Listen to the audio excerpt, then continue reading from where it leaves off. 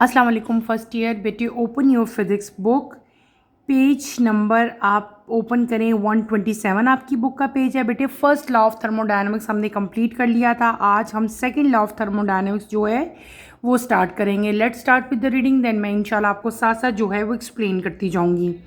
Page number आपकी book का है 127, ठीक है।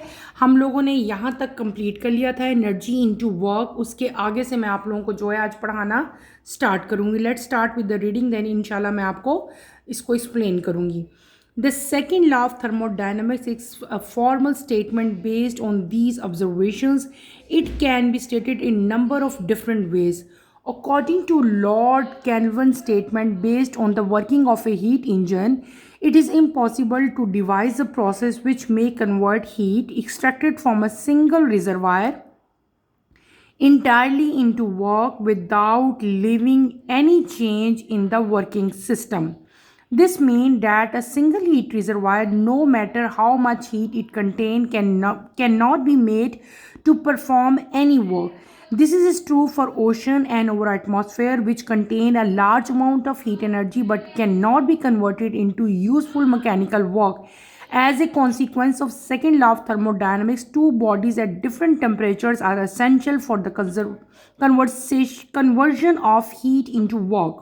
Hence, for the working of heat engine, there must be a source of heat at high temperature and a sink at low temperature to which heat may be expelled. The reason for our inability to utilize the heat contents of ocean and atmosphere is that there is no reservoir at a temperature lower than any one of the two. जो छोटा सा topic बेटे, बल्कि छोटा सा paragraph जो मैंने read किया है बेसिकली वो क्या है, वो एक स्टेटमेंट है किसकी, सेकंड लॉ ऑफ थर्मोडायनेमिक्स की। अकॉर्डिंग टू साइंटिस्ट, बेटे कौन सा साइंटिस्ट है, इसका नाम है लॉर्ड कैल्विन। उसने जो है वर्किंग, जो हमने हीट इंजन जो है कंप्लीट पढ़ा था ना, मैंने आपको हीट इंजन पढ़ाया था जहाँ पे जो है वो स्टीम को हम लोग बेसिकली यूज़ कर रहे थे to run the different type of. उसकी कॉमन एग्जांपल मैंने आपको जो स्टीम इंजन से रन होने वाली जो ट्रेन थी वो भी मैंने बताई थी। और मैंने आपको बताया था कि यहाँ पे पूरी की पूरी वर्किंग क्या हो रही है, हीट इंजन जो है वो किस तरह जो है अपना वर्क परफॉर्म कर रहा है, वो सारा हमने डिटेल से पढ़ा था। According to the working of heat engine, Lord Kelvin ने एक स्टेटमेंट बेटे दी थी। उस स्टेटमेंट के अकॉर्डिंगली क्या था कि इट इज़ इम्पॉसिबल, कि ये बात इम्पॉसिबल है कि हम कोई ऐसा प्रोसेस जो है वो डिवाइस कर सकें, बना सकें, जो कि हीट को कन्वर्ट कर सके फ्रॉम सिंगल रिजर्वायर, एक सिंगल रिजर्वायर से जो एक्सट्रैक्ट की गई हो उसको वो कन्वर्ट करे entirely into work without leaving any change in the working system. उन्होंने कहा था कि इम्पॉसिबल है हीट इंजन के अकॉर्डिंगली, जो हीट इंजन की जो वर्किंग है उसके मुताबिक बेटे ये बात इम्पॉसिबल है कि हम जो है एक ऐसी कोई डिवाइस जो है, ऐसा मैकेनिज़्म जो है वो बना सकें जिससे पूरी की पूरी हीट जो है वो हम किस में कन्वर्ट कर सकें, वर्क में जो है वो उसको चेंज कर सकें, उसको वर्क में जो है मतलब पूरी की पूरी हीट एनर्जी को हम लोग कन्वर्ट कर सकें into work. It is impossible, ऐसी कोई भी चीज़ जो है हम लोग बना ही नहीं सकते, ठीक है। तो इसको अगर आप स्टेटमेंट की फॉर्म में लिखोगे तो कैसे लिखोगे, इट इज़ इम्पॉसिबल, बेटे ये इम्पॉसिबल है टू डिवाइस अ प्रोसेस, ऐसा कोई भी प्रोसेस जो है वो डिवाइस नहीं कर सकते, बना नहीं सकते, जो कि हीट को जो है, जो हम सिंगल रिजर्वायर से हमने हीट ली, हमने वहाँ से एक्सट्रैक्ट की, उस इंटायर पूरी की पूरी हीट को हम वर्क में जो है वो कन्वर्ट कर सकें और कन्वर्ट भी कर सकें और वर्किंग सिस्टम में कोई चेंज भी ना आए। तो ऐसा करना जो है वो क्या है, नामुमकिन है। और यही क्या थी, ये स्टेटमेंट थी किसकी, लॉर्ड कैल्विन की, जो कि उसने हीट इंजन को देखते हुए जो है हमें स्टेटमेंट दी थी। इसका मतलब क्या हुआ, देखो अगर आपके पास कोई सिंगल हीट रिजर्वायर है, ठीक है, जहाँ से हीट प्रोड्यूस हो रही है कोई सिंगल, तो लेकिन आपने ये देखना है कि रिजर्वायर जो है वो आपका क्या हो, सिंगल हो, जो कि हीट प्रोड्यूस कर रहा हो।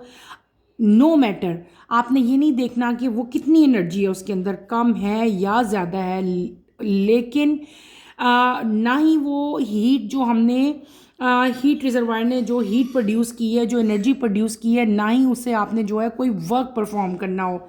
इसी आप कॉमन एग्जांपल ले सकते हैं। देखो जिस तरह बेटे हमारा ओशंस है, हमारा एटमॉस्फेयर है, यहाँ पे क्या है, large amount of heat energy जो है प्रेजेंट है। लेकिन इस हीट एनर्जी को देखो पूरी, अब देखो आप अपने इर्द गिर्द नज़र दौड़ाओ, ये एटमॉस्फेयर है हमारा पूरा, ठीक है, हमारी एक इन्वायरमेंट है, ओशंस हैं, जहाँ पे वाटर है वहाँ पे हमेशा क्या चीज़ अवेलेबल होती है, हीट एनर्जी अवेलेबल है।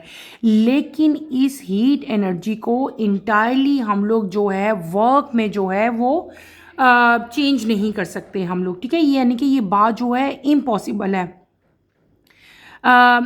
Large amount of heat energy तो वहाँ पे अवेलेबल है, लेकिन इस large amount of heat energy को हम लोग यूज़फुल मैकेनिकल वर्क में कन्वर्ट नहीं कर सकते। और यही जो है, this is second law of thermodynamics, कि दो डिफरेंट बॉडीज़ हैं, अगर उनका टेम्परेचर डिफरेंट हो तो उनकी जो कन्वर्जन है इनटू हीट जो है वो क्या हो जाती है, वो इम्पॉसिबल होती है।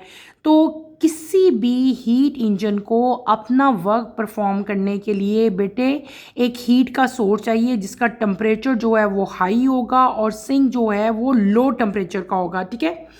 तो इन शॉर्ट आप ये बात कह सकते हैं कि कोई भी किसी भी केस में चाहे वो हमारे एटमॉस्फेयर की बात हो रही है, हमारे इर्द गिर्द जो भी इन्वायरमेंट है उसकी बात हो रही है, चाहे वो ओशन की बात हो रही है, हर जगह पे ये चीज़ इम्पॉसिबल है। आप ऐसा कोई मेथड भी डिवाइस नहीं कर सकते, ऐसा कोई मेथड बना ही नहीं सकते कि आप टोटली जो आपकी हीट एनर्जी है उसको आप लोग एक मैकेनिकल वर्क में, यूज़फुल मैकेनिकल वर्क में बेटे जो है उसको कन्वर्ट कर सकें, ठीक है। यहाँ पे आपकी बुक में एक डायग्राम दी हुई है, इसको आप देखो, ये क्या है, टेम्परेचर है, ठीक है। यहाँ से क्या आया आपके पास, हीट आई, हीट जो था वो हमने हीट इंजन पढ़ा। इस हीट इंजन को, ये जो आपकी हीट इंजन से जो हीट एनर्जी प्रोड्यूस हुई है, इस हीट एनर्जी को आप लोग वर्क में जो है कंप्लीटली चेंज नहीं कर सकते। हम इसको जो हमारी टोटल हीट एनर्जी है उसको हम लोग यूज़फुल मैकेनिकल वर्क में कन्वर्ट नहीं कर सकते, इट इज़ इम्पॉसिबल। तो ये जो आपको एक सर्कल बना के उसके ऊपर क्रॉस लगा हुआ है, इसका मतलब है कि हीट जो है उसको वर्क में कन्वर्ट करना क्या है, इम्पॉसिबल है। According to Kelvin statement of the second law of thermodynamic, the process of pictured here is impossible. Heat is from a source at a single temperature can not be converted entirely into work. अगर आपकी heat जो है उसका source जो है single temperature है तो उसको जो है इंटायरली वर्क में हम लोग जो है वो कन्वर्ट नहीं कर सकते। Is that clear? और इसमें कोई ऐसी खास जो है वो चीज़ नहीं है। आगे फर्दर हम सेकंड लॉ ऑफ थर्मोडायनामिक्स जो है उसको डिटेल से बेटे पढ़ेंगे, तब आपको इसकी जो है वो क्लियरली समझ आ जाएगी। आपने जस्ट इसमें क्या याद करनी है, लॉर्ड केल्विन की स्टेटमेंट याद करनी है और उसी को एक्सप्लेन करना है। और ये डायग्राम भी आप लोग इसमें जो है वो कर सकते हैं कि जो अगर आपने प्रॉपर, अगर हम देखें कि हमने जो है हीट इंजन जो है उसकी वर्किंग, अगर हीट इंजन की जो वर्किंग है वो किस बेस पे काम कर रही है, कि वहाँ पे दो चीज़ें होती हैं, एक बेटे होता है सोर्स और एक होता है सिंक। ऐसे ही है ना, सोर्स है जहाँ से कोई चीज़ प्रोड्यूस हो रही है, सिंक क्या होता है जहाँ पे वो चीज़ जो है वो यूज़ हो रही है, कंज्यूम हो रही है। तो सोर्स ऑफ हीट जो है वो हाई टेम्परेचर होना चाहिए और जो सिंक है वो क्या होना चाहिए, लो होना चाहिए।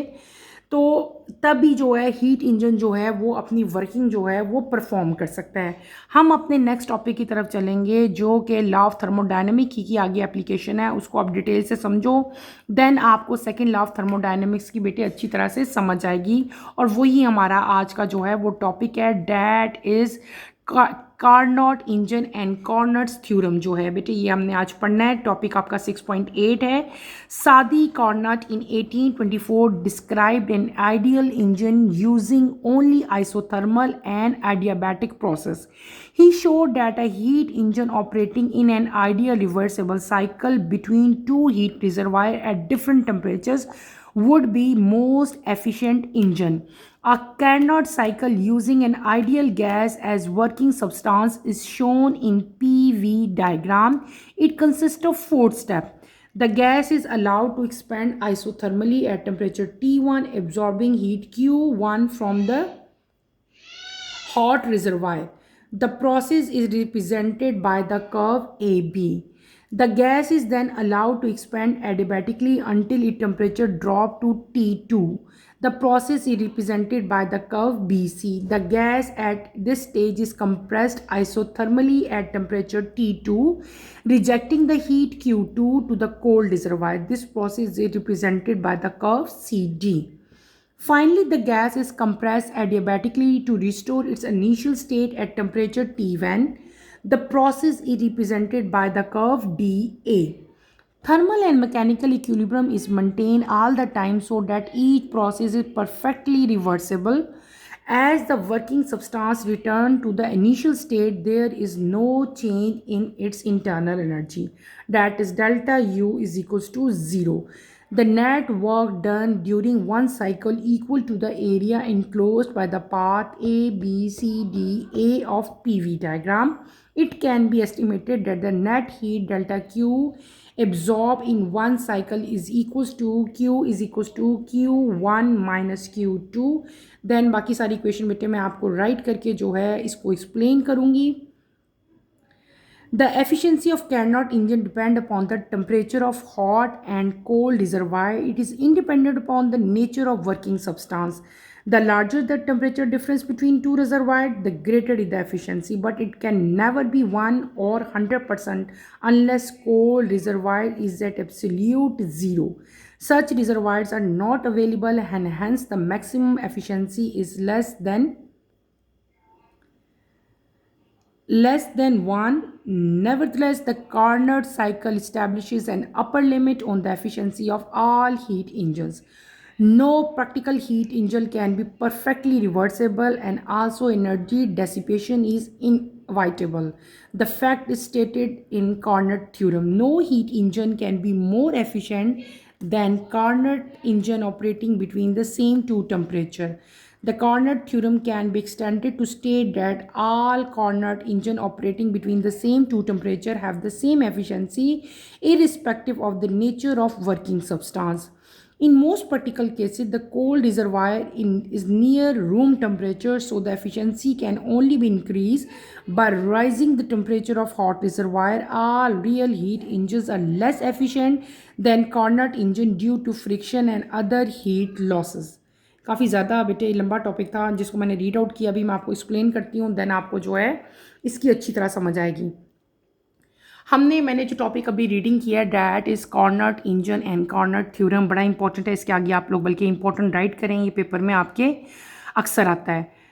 साइंटिस्ट हमारे पास आता है सादी कॉर्नट इन 1842. इसने बेटे आइडियल इंजन जो है यूजिंग दो चीज़ें, एक आइसोथर्मल और एक आइडियाबैटिक प्रोसेस को यूज़ करते हुए इसने जो है इस इंजन के बारे में जो है हमें इंफॉर्मेशन दी थी, इस इंजन को एक्सप्लेन किया था, इस इंजन को डिस्क्राइब किया था.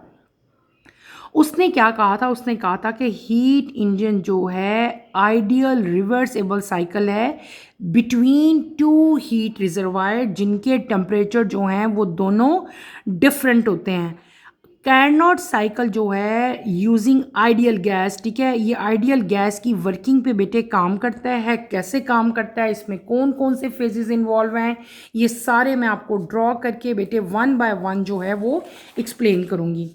सबसे पहले तो आपके पास आती है व्हाट इज़, हम लोगों ने क्या पढ़ना है, मैंने आपको रीडिंग भी की, मैं आपको इसको वन बाय वन जो है स्टेप बाय स्टेप हम लेके चलेंगे. सबसे पहले हम आते हैं यहाँ पे, आप लोग हेडिंग दो what is Carnot engine, CARNOT Carnot engine.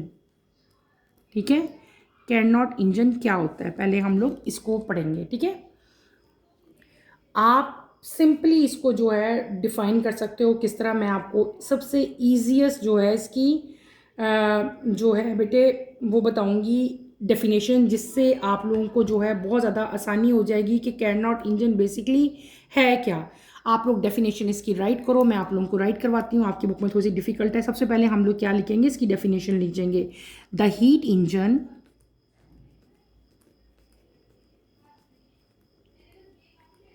the heat engine that operates most efficiently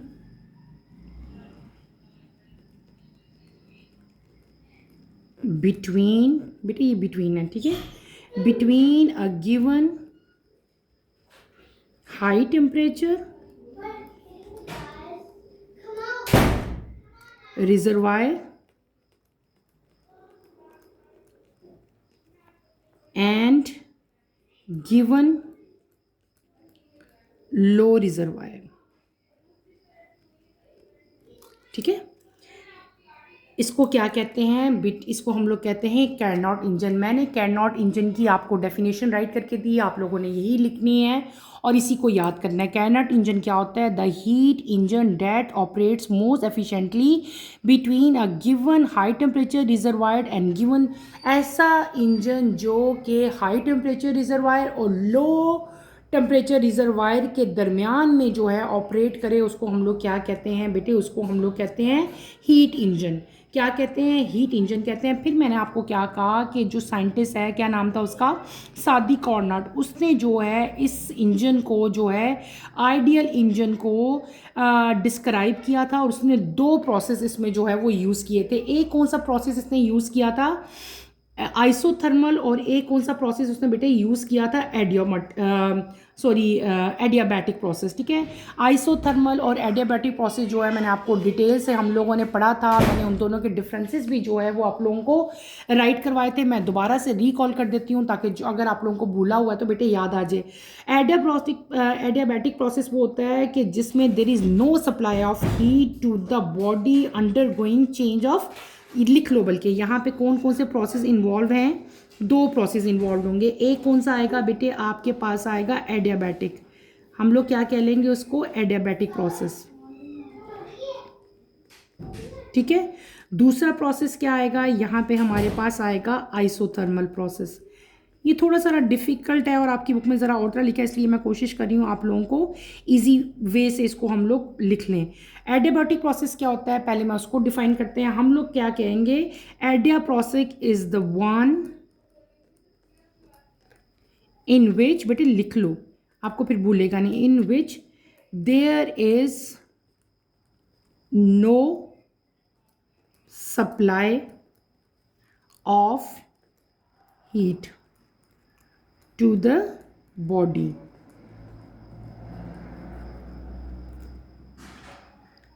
undergoing change of thermodynamic state।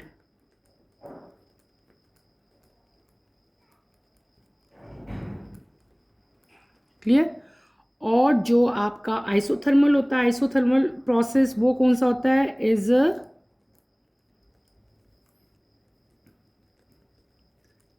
Thermodynamic change where temperature, मैं सिर्फ TEMP लिख रही हूँ, temperature of the body does not change. ठीक है, मैंने आपको क्या बता दिया? मैंने आपको बताया बेटे व्हाट इज़ कैरनॉट इंजन। ठीक है, फिर मैंने आपको उसकी डेफिनेशन भी राइट करवा दी ताकि आप लोगों का अगर नोट आता है तो आप इस तरह इसको डेफिनेशन लिखो। फिर आपने क्या बताना है कि सादी कॉर्नट जो है साइंटिस्ट था, उसने बताया था हमें, he describe an ideal engine using two process. कौन से प्रोसेस? एडियाबैटिक प्रोसेस और आइसोथर्मल। फिर एडियाबैटिक प्रोसेस क्या होते हैं और आइसोथर्मल क्या होते हैं, मैंने वो भी आपको राइट करवा दिया। एडियाबैटिक प्रोसेस वो होता है जिसमें क्या है कि कोई भी जो है हीट सप्लाई जो है वो बॉडी को नहीं होती, there is no heat supply to the body undergoing change of thermodynamic state. और आइसोथर्मल प्रोसेस वो होता है जिसमें नंबर 2 जो है, जिसमें टेम्परेचर ऑफ द बॉडी जो है वो चेंज नहीं होती। नेक्स्ट क्या किया कि ये जो कैरनॉट इंजन है, इट कंसिस्ट ऑफ 4 स्टेप। इसके कितने स्टेप्स होते हैं बेटे? 4 स्टेप्स होते हैं। अब वो स्टेप सारे के सारे मैं आपको समझाऊंगी, आप लोग उसको समझो। हम लोग क्या करेंगे? हम एक ग्राफ ड्रॉ करेंगे। आपने इस तरह का ग्राफ ड्रॉ करना है। अब यहाँ पे हम लोग ये आपका जो है वर्टिकली में आपने क्या शो करना है? प्रेशर। यहाँ पे हम लोग क्या शो करेंगे? वॉल्यूम हम क्या करेंगे? V1। ठीक है, V2, V3, V4। यहाँ पे आपने पहले तो कर्व्स बनाने हैं बेटे। एक कर्व हम ऐसा बनाएंगे, एक कर्व आप लोग ऐसे बनाओगे, एक कर्व इस फॉर्म में बनाओगे और एक कर्व आपका ऐसे आएगा। ठीक है, इस तरह की आपने डायग्राम ड्रॉ करनी है। पहले आप डायग्राम ड्रॉ करो, देन मैं आपको इसको जो है वन बाय वन जो है हम इसको एक्सप्लेन करेंगे, ठीक है। अच्छा, अब ये जो आपका पॉइंट 1 आ रहा है इधर से, इसको हम लोग क्या सपोज कर लेते हैं, इसको हम लोग सपोज करते हैं दिस इज़ V1। यहाँ पे एक पॉइंट, ये जो पॉइंट आपका आएगा, ये वाला पॉइंट, इसको हम लोग क्या करेंगे, दिस इज़ V4, इसको हम क्या सपोज करेंगे V4, ठीक है। ये एक पॉइंट है ये वाला, इसको भी आपने ऐसे ही मेंशन करना है, और एक आपका ये वाला पॉइंट है, ठीक है। ऐसे इसको भी नीचे आते जाओ, ये क्या हो जाएगा, दिस इज़ V2, और ये क्या होगा बेटे V3। अब ये आपके पास एक 4 1 2 3 4 बन गए ना, इसको हम पॉइंट A कह लेते हैं, इसको B कहेंगे, इसको C, इसको D कहेंगे, और इस पॉइंट को हम लोग क्या कह लेंगे, C। ये दोनों जो आपको नज़र आ रहे हैं ये कौन से हैं, ये हैं एडियाबैटिक, ये भी एडियाबैटिक, ADIABAT एडियाबैटिक प्रोसेस हैं ये दोनों, और ये दोनों कौन से हैं, दीज आर आइसोथर्मल, और ये भी क्या है, दिस इज़ आइसोथर्मल, ये भी आइसोथर्मल, ये भी आइसोथर्मल, और ये दोनों एडियाबैटिक। सिंपल बेटे इस तरह की डायग्राम, ये तो इस तरह का ग्राफ मैंने ऐसे शो किया ना, इसको ऐसे बना लो, इसको ऐसे बना लो, इसको आपने इसके साथ जो है वो ज्वाइन कर लेना, यही मैंने यहाँ पे ड्रॉ किया। अब ये टोटल 4, ये 4 स्टेप हो गए, 1 2 3 4, ठीक है। अब 1 बाय 1 मैं आपको इन स्टेप को जो है वो समझाऊंगी, आपने समझना है इसको, ताकि आपको जो है वो कोई मुश्किल ना हो। पहले स्टेप में हम लोग क्या करते हैं, 4 स्टेप्स हैं, नंबर 1, ठीक है। पहला स्टेप क्या होता है, पहले स्टेप में गैस को अलाउ किया जाता है कि वो आइसोथर्मली जो है वो एक्सपैंड करे, ठीक है, एट टेम्परेचर T1, ठीक है। टेम्परेचर कौन सा होगा, T1 होगा। हीट यहाँ पे क्या होगी, हीट एब्जॉर्ब होगी, और जो हीट एब्जॉर्ब होगी उसको हम लोग क्या कहेंगे, Q1। मैंने आपको क्या कहा, पहले स्टेप में बेटे क्या होगा कि गैस को हम अलाउ करेंगे कि गैस जो है वो क्या करे, एक्सपैंड करे आइसोथर्मली, ठीक है। आइसोथर्मली का मतलब क्या होता है कि टेम्परेचर जो है वो चेंज नहीं होगा, ठीक है, एट टेम्परेचर T1, और हीट क्या होगी, एब्जॉर्ब होगी, जो हीट एब्जॉर्ब होगी उसको हम लोग क्या कह देंगे, Q1 कह लेंगे। और इस प्रोसेस को हम किस कर्व से शो करेंगे, AB, ये जो AB कर्व मैंने ड्रॉ किया ना, AB जो AB है, ये पहला स्टेप, इस स्टेप की बात हो रही है, ये जो कर्व है A से लेकर B तक, ठीक है। ये क्या हो गया, ये आपका फर्स्ट स्टेप हो गया। इस स्टेप में हमने क्या किया, गैस को अलाउ किया कि वो आइसोथर्मली बेटे एक्सपेंड करे, टेम्परेचर T1 है, हीट एब्जॉर्ब हुई है, क्या Q1, कहाँ से एब्जॉर्ब हुई है, फ्रॉम हॉट रिजर्वायर, ठीक है। ये पहला स्टेप हो गया, और इसको हमने किस कर्व से शो किया, AB से, मैंने AB मेंशन किया। अब हम आते हैं सेकंड स्टेप की तरफ। सेकंड स्टेप में हमने क्या किया, गैस को अलाउ किया टू एक्सपेंड। पहले में क्या किया था, पहले भी अलाउ किया था एक्सपेंड, लेकिन आइसोथर्मली किया था। अब हमने क्या किया, गैस को अलाउ किया कि वो एक्सपेंड करे, लेकिन यहाँ पे क्या किया, एडियाबैटिकली हमने उसको जो है एक्सपेंड किया। इसका टेम्परेचर जो है वो ड्रॉप हो गया, कितना ड्रॉप हो गया, किस पे आ गया, पहले टेम्परेचर T1 था, बाद में टेम्परेचर ड्रॉप हो गया, किधर आ गया, T2 पे आ गया। और इस प्रोसेस को हमने किस कर्व से रिप्रेजेंट किया बेटे, BC से, किससे, BC से। ये जो B और C कर्व है, यहाँ पे क्या हो रहा है, टेम्परेचर ड्रॉप हो रहा है, और ये क्या है, ये B से C कर्व है। इस कर्व को हम लोग ने, ये कौन सा है, एडियाबैटिक प्रोसेस यहाँ पे हो रहा है, और यहाँ पे गैस जो है एडियाबैटिकली एक्सपेंड करेगी, और टेम्परेचर जो है वो फॉल हो जाएगा, क्लियर। अब हम आते हैं अपने थर्ड स्टेप की तरफ। मैंने कहा ना यहाँ पे 4 स्टेप इन्वॉल्व है। चौथे स्टेप पे क्या होगा, यहाँ पे इस स्टेज पे गैस, जो इन दोनों पे क्या हुआ, गैस एक्सपैंड हुई है। थर्ड स्टेज पे क्या होना है, गैस कंप्रेस होनी है, लेकिन कंप्रेस होगी आइसोथर्मली, ठीक है, और एट टेम्परेचर T2, ठीक है। टेम्परेचर कौन सा होगा, T2 होगा, और हीट यहाँ पे चेंज हो जाएगी, Q1 से क्या हो जाएगी, Q2 आ जाएगी। ये हॉट रिजर्वायर था, ये क्या हो जाएगा, अब कोल्ड रिजर्वायर हो जाएगा। क्या हो गया, चेंज हो गया बेटे, ये T1 था, ये T2 हो गया, ये Q1 था, ये Q2 हो गया। वो हॉट रिजर्वायर था, ये क्या हो जाएगा, कोल्ड रिजर्वायर। याद रखना ये क्या हो जाएगा, कोल्ड रिजर्वायर आएगा। और इसको हम किस कर्व से रिप्रेजेंट करते हैं, इसको हम रिप्रेजेंट करते हैं CD से। ये C और ये D, ये जो मैंने ड्रॉ किया था D, ये जो कर्व है ना COD आइसोथर्मल जहाँ मैंने लिखा है, इस कर्व, ये कर्व क्या था, ये पार्ट 3 था। यहाँ पे क्या हुआ था, गैस जो है वो कंप्रेस हुई थी, आइसोथर्मली एक्सपेंड कंप्रेस हुई थी, और टेम्परेचर T2 था, और जो हीट थी वो क्या हो गई थी, Q2 हो गई थी, और कोल्ड रिजर्वायर हो गया था। ठीक है, अब हम आते हैं अपने फोर्थ स्टेज की तरफ बेटे। फोर्थ स्टेज पे क्या हुआ कि फाइनली गैस जो है वो कंप्रेस होगी, क्या होगी, कंप्रेस होगी, लेकिन एडियाबैटिकली, ठीक है, नॉट आइसोथर्मली, एडियाबैटिकली। और यहाँ पे गैस ने अपना इनिशियल स्टेट जो था टेम्परेचर का वो दोबारा रीस्टोर कर लिया, यानी कि इनिशियल टेम्परेचर क्या था, T1, तो दोबारा उसने अपना इनिशियल टेम्परेचर रीस्टोर किया, T1 आ गया। और इसको हमने किस कर्व से रिप्रेजेंट किया, इसको हमने रिप्रेजेंट किया कर्व DA से। किससे, DA से। यहाँ पे आप लोग कौन सा कर्व लिखोगे, DA। तो ये हमने यहाँ पे क्या, ये पूरा एक इसके स्टेप्स मैंने पढ़े, किसके हमने पढ़ लिए, कार्नोट इंजन जो हमारा था उसके अंदर कौन कौन से स्टेप इन्वॉल्व थे वो हमने ड्रॉ किए। चारों स्टेप मैंने आपको 1 बाय 1 बताए। इस पूरे प्रोसेस में थर्मल और मैकेनिकल इक्विलिब्रियम जो है बेटे वो मेंटेन हो गया। क्या हो गया, थर्मल और मैकेनिकल इक्विलिब्रियम यहाँ पे मेंटेन हुआ।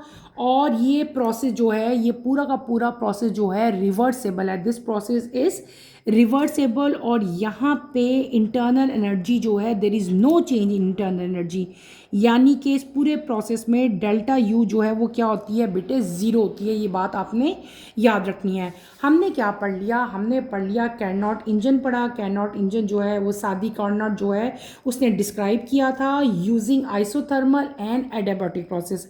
कैरनॉट इंजन की डेफिनेशन मैंने आपको लिखवाई, कौन से दो प्रोसेस इन्वॉल्व थे उनकी डेफिनेशंस भी लिखवा दी।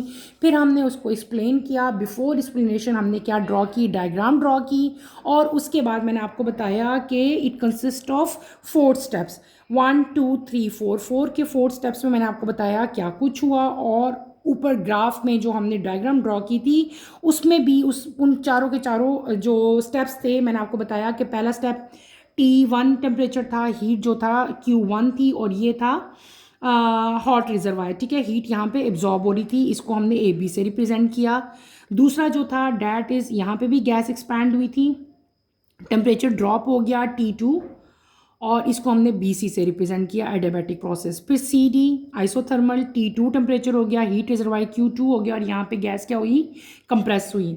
फोर्थ स्टेज पे भी गैस जो है बेटे कंप्रेस हुई, टेम्परेचर दोबारा अपने इनिशियल टेम्परेचर T1 पे चला गया, और इसको हमने रिप्रेजेंट किया कर्व DA से। क्लियर है, ये हमारा सारा का सारा क्या हो गया, ये हमने पढ़ लिया अपना Carnot engine.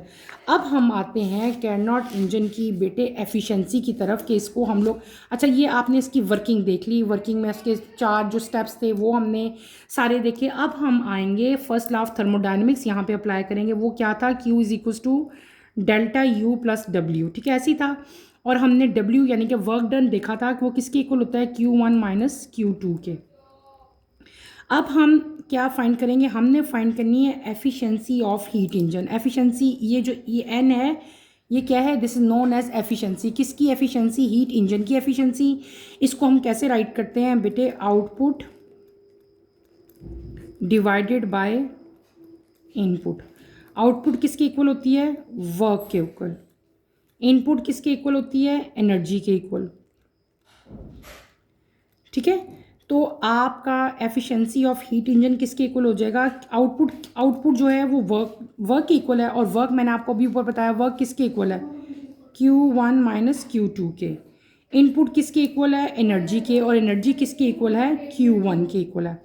Is that clear. अब आपको मैंने क्या बता दिया, एफिशिएंसी बता दी किसकी, हीट इंजन की एफिशिएंसी भी हमने कर ली।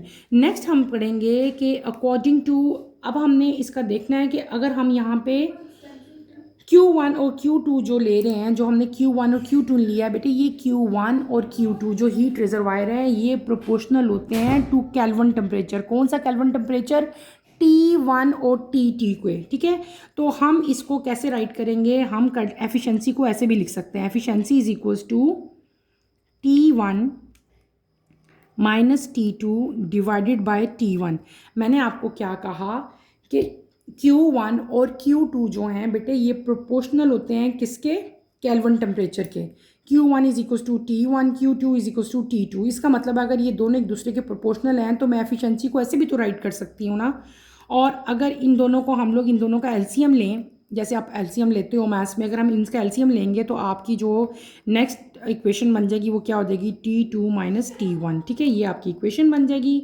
ये हमने क्या फाइंड कर लिया, एफिशिएंसी। अब एफिशिएंसी के बाद हमने क्या फाइंड करनी है, परसेंटेज एफिशिएंसी। क्या, परसेंटेज एफिशिएंसी। परसेंटेज कैसे फाइंड करते हैं, किसी भी चीज़ को हम लोग 100 से मल्टीप्लाई कर देते हैं। अगर T2/T1 है, ये इक्वेशन है, इसको आप लोग अगर 100 से मल्टीप्लाई कर दोगे बेटे अपनी इस इक्वेशन को, तो आपके पास क्या आ जाएगी, परसेंटेज एफिशिएंसी आ जाएगी। क्या आ जाएगी, परसेंटेज एफिशिएंसी। क्लियर।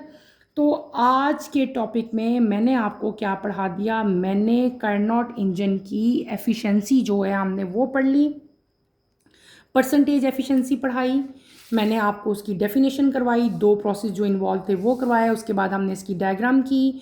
डायग्राम के बाद 4 स्टेजेस थे जो इसके, वो चारों 1 बाय 1 किए। उसके बाद हम लोग बेटे कहाँ आए, हम लोग आए इसकी इक्वेशन की तरफ। इक्वेशन हमने निकाली, डैट इज़ एफिशिएंसी। एफिशिएंसी के बाद हमने परसेंटेज एफिशिएंसी जो है वो फाइंड कर ली। उसके बाद बेटे क्या हमारे पास आता है कि एफिशिएंसी, जो कार्नोट इंजन की जो एफिशिएंसी होती है बेटे वो किस पे डिपेंड करती है, आपने याद रखना है। कार्नोट इंजन की एफिशिएंसी जो है वो हॉट एंड कोल्ड रिजर्वायर, ये देखो हॉट है एक दफ़ा कोल्ड है, ऐसी है ना, हीट चेंज हो रही है Q1 से Q2 में। तो जो एफिशिएंसी है, ये जो हमने एन फाइंड किया है अभी, किसका, कार्नोट इंजन की जो एफिशिएंसी है वो किस चीज़ पे डिपेंड करेगी, it depend on the temperature. किस चीज़ का temperature, hot and cold reservoir के टेम्परेचर पे उसकी एफिशिएंसी जो है बेटे डिपेंड करती है। और इसकी एफिशिएंसी जो है वो नेचर ऑफ जो वर्किंग है उसके इंडिपेंडेंट होती है। क्लियर, टेम्परेचर पे डिपेंड करती है और वर्किंग पे इंडिपेंडेंट होती है। टेम्परेचर डिफरेंस अगर दो रिजर्वायर यानी कि Q1 है या Q2 है, दो हीट डिफरेंट तरह के बेटे अगर हीट रिजर्वायर हैं, तो आपकी अगर अगर आपका जो टेम्परेचर डिफरेंस है दो रिजर्वायर का अगर ज़्यादा होगा तो एफिशिएंसी आपकी क्या होगी, ग्रेटर होगी। अगर दो रिजर्वायर के दरमियान में, जो हीट रिजर्वायर हैं उनके दरमियान में टेम्परेचर डिफरेंस कम होगा तो एफिशिएंसी भी जो है वो आपकी कम होगी। क्लियर, समझ आ गई ना इस बात की, यानी कि टेम्परेचर डिफरेंस अगर ज़्यादा होगा एफिशिएंसी ज़्यादा ग्रेटर होगी, टेम्परेचर डिफरेंस कम होगा तो एनर्जी जो है बेटे, जो एफिशिएंसी है वो भी क्या हो जाएगी, जो एफिशिएंसी एन है वो भी लेस हो जाएगी। तो ये आपने जो है सारा टॉपिक आपने करना है अच्छी तरह से डिटेल से। इन द एंड आपने क्या करना है बेटे, हम आपकी द बुक में जो है हीट इंजन की डेफिनेशन दी हुई है और एंड पे क्या आ जाता है, हमारे पास एक थ्योरम आ जाता है, that is known as Carnot theorem. Heat engine की डेफिनेशन मैंने आपको ऊपर भी लिख दी है, आपकी बुक में भी बहुत इजी डेफिनेशन लिखी हुई है। क्या लिखी हुई है कि नो हीट इंजन जो है कोई जो कैनॉट इंजन है बेटे, वहाँ पे क्या है कि it operates efficiently between high temperature and low temperature reservoir.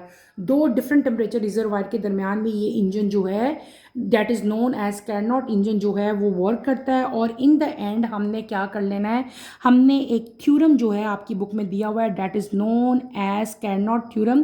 Carnot theorem के मुताबिक जो उसकी स्टेटमेंट है उसके मुताबिक क्या है कि no heat engine can be more efficient than a Carnot engine operating between the same two temperature. कोई भी हीट इंजन जो है बेटे वो कार्नोट इंजन से ज़्यादा एफिशिएंट नहीं हो सकता जो कि दो सेम टेम्परेचर्स के दरमियान में ऑपरेट कर रहा हो। टेम्परेचर क्या होंगे, सेम होंगे, उनके दरमियान में ऑपरेट करेगा कौन, कार्नोट इंजन। और कार्नोट इंजन से ज़्यादा किसी भी हीट इंजन की एफिशिएंसी जो है उससे ज़्यादा नहीं हो सकती। कार्नोट इंजन को जो थ्योरम है इसको हम इस तरह भी इसकी स्टेटमेंट कर सकते हैं, all Carnot engine operating between the same to temperatures have same efficiency. तमाम के तमाम कार्नोट इंजन जिनका टेम्परेचर सेम होगा बेटे उनकी एफिशिएंसी भी सेम होगी, irrespective of the nature of working substance. उनका जो नेचर है वर्किंग किस तरह की हुई है वो उस पर डिपेंड नहीं करते। ठीक है, और जो इनकी एफिशिएंसी है अगर इनके टेम्परेचर जो हैं वो सेम है तो इनकी एफिशिएंसी भी सेम होगी। टेम्परेचर ग्रेटर होगा डिफरेंस, एफिशिएंसी भी ग्रेटर होगी। टेम्परेचर डिफरेंस कम होगा तो एफिशिएंसी जो है वो भी कम होगी। तो ऑल जो रियल हीट इंजन है वो सारे के सारे लेस एफिशिएंट होते हैं as compare to Carnot engine, और ये क्यों है? This is due to friction and other heat losses. यानी कि हीट जो कैरनॉट इंजन है इसकी एफिशिएंसी जो है वो बाकी हीट इंजन से ज़्यादा है। ये रीज़न भी आ सकता है बेटे क्यों ज़्यादा है, तो वो इसलिए ज़्यादा है क्योंकि दो रीज़न है इसके, due to friction and due to heat losses. ठीक है बेटे, आज के टॉपिक में मैंने आपको जो हीट इंजन जो कैरनॉट इंजन था वो मैंने आपको डिटेल से पढ़ाया। आपने इसको अच्छी तरह से स्टडी करना है। इसमें कोई प्रॉब्लम होती है, कोई मुश्किल होती है तो फील फ्री, ठीक है, आपने मेरे से जो है अच्छी तरह से इसको करना है। इसमें कोई प्रॉब्लम आती है तो वो आपने मेरे से पूछनी है। अच्छा, मैंने आपको जो है 4 स्टेजेस बताए हैं ना, इन 4 स्टेजेस को अगर आप नोट्स की फॉर्म में लिखो तो यहाँ पे आप लोग हेडिंग भी देख सकते हो। स्टेज 1 को हम लोग क्या कह सकते हैं? स्टेज 1 को हम लोग कह लेते हैं, मैं आपको बताती हूँ, आप लोग इसको ऐसे भी राइट। स्टेज 1 को हम लोग कह सकते हैं आइसोथर्मल एक्सपेंशन, हेडिंग दे सकते हो आप फर्स्ट स्टेज की। और उसमें फिर जो कुछ मैंने आपको जिस तरह मैंने बताया था कि वहाँ पे क्या हो रहा है, आप उसको जो है फिर आगे नीचे वो सारा राइट कर लेना, और जो भी मैंने बताया। दूसरे में आप लोग क्या हेडिंग दे सकते हो? दूसरे पे आप लोग हेडिंग दे लो बेटे, स्टेज बी जो है उसको हम लोग कहते हैं एडियाबैटिक, एडियाबैटिक एक्सपेंशन कह लेंगे हम उसको। ठीक है, तीसरा जो स्टेज है उसकी आप लोग क्या हेडिंग दे लो? उसकी आप लोग हेडिंग दे लो आइसोथर्मल कंप्रेशन। इसी तरह जो आपका फोर्थ प्रोसेस है उसको आप लोग क्या हेडिंग दे लो? Adiabatic compression. क्लियर? मैंने कोशिश तो की है कि जितना इजी आप लोगों के लिए जो है इसको मैं कर सकूँ ना, मैं उतना ही इजी इसके लिए जो है आपको मतलब कोशिश की है। मैंने नोट की फॉर्म में आपको समझाया भी है और पॉइंट भी रेज कर दिए हैं ताकि आप लोग इसको आसानी से कर लो। कैरनॉट इंजन को आपने उसकी डेफिनेशन लिखनी है, फिर आपने बताना है साइंटिस्ट किसने इसको बताया था, उसने कौन से 2 प्रोसेस बताए थे, दोनों प्रोसेस को डिफाइन कर देना है। फिर आपने इसकी सारी वर्किंग लिखनी है। वर्किंग में आपने पहले ये डायग्राम बनानी है। It consist of 4 stages. ये 4 स्टेजेस के नेम मैंने लिख दिए हैं। इन नेम्स की आप लोग पहले हेडिंग दे लेना, फिर उनके अंदर जो कुछ मैंने आपको समझाया था वो सारा आपने राइट कर देना है। फिर आपने बताना है यहाँ पे जो है टोटल डेल्टा यू जो आपके पास आ रहा है यानी कि इंटरनल एनर्जी है वो क्या है, 0 है। उसके बाद हमने सारा इसका जो हीट है वो सारी बताई, एफिशिएंसी बताई, एफिशिएंसी परसेंटेज मैंने आपको बताई। फिर हमने जो है उसके बाद उसका जो है थ्योरम, कैरनॉट थ्योरम जो है वो पढ़ा, उसकी स्टेटमेंट मैंने आपको सारी एक्सप्लेन की। बेटे आपने ये पूरा टॉपिक अच्छी तरह से स्टडी करना है। This is very important topic. ठीक है, इस टॉपिक में कोई प्रॉब्लम कोई मुश्किल फील होती है तो आपने मेरे से जो है वो क्वेश्चन करना है। Feel free to ask any question. यहीं पे मैं अपना टॉपिक ख़त्म करूँगी। इंशाल्लाह कमिंग लेक्चर में हम अपनी इसी से रिलेटेड नेक्स्ट एग्जाम्पल जो है वो और next topic that is refrigerator जो है वो स्टार्ट करेंगे। नेक्स्ट लेक्चर की नोटिफिकेशन के लिए आप चैनल को शेयर करो, लाइक करो और सब्सक्राइब करो। यहीं पे अपना टॉपिक बेटे मैं एंड करती हूँ। अल्लाह हाफिज़। फर्स्ट ईयर टेक केयर बेटे, अपना बहुत सारा ख्याल रखिएगा।